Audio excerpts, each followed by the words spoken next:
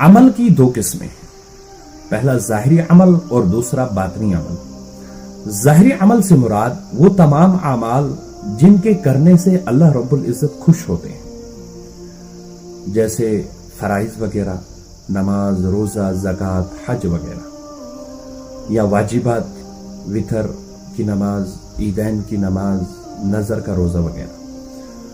اور دوسری چیز ظاہری عمل سے یہ مراد ہے جن کا کرنا حرام اور نہ کرنا فرض ہے، مثلا کسی کو ناحق قتل کرنا، چوری کرنا، غیبت کرنا، کسی کا ناحق مال کھانا، زنا کرنا، یہ تمام چیزیں ظاہری عمل سے وابستہ ہیں۔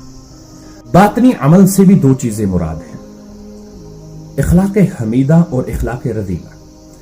اخلاق حمیدہ وہ اعلیٰ اور عمدہ صفات جن کو اعمال صالح کی طرح حاصل کرنا ضروری ہے، جن کو حاصل کرنے سے ہی انسان کا باطن صحیح معنوں میں منور اور روشن ہو جاتا ہے اور اس کا اثر انسان کے ظاہر پر محسوس ہوتا ہے، جیسے صبر و شکر کرنا، سخاوت و شجاعت کرنا یا حیا وغیرہ۔ اخلاق رذیلہ سے مراد وہ گندی اور غلیظ صفات جن سے ظاہری گناہ کی طرح بچنا ضروری ہے۔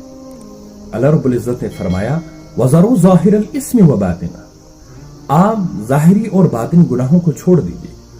تو ان گندی اور غلیظ صفات سے انسان کا باطن ناپاک ہو جاتا ہے اور اس کا اثر انسان کے ظاہر پر محسوس ہوتا ہے، وہ ہے بخل، کینہ، تکبر، غصہ وغیرہ۔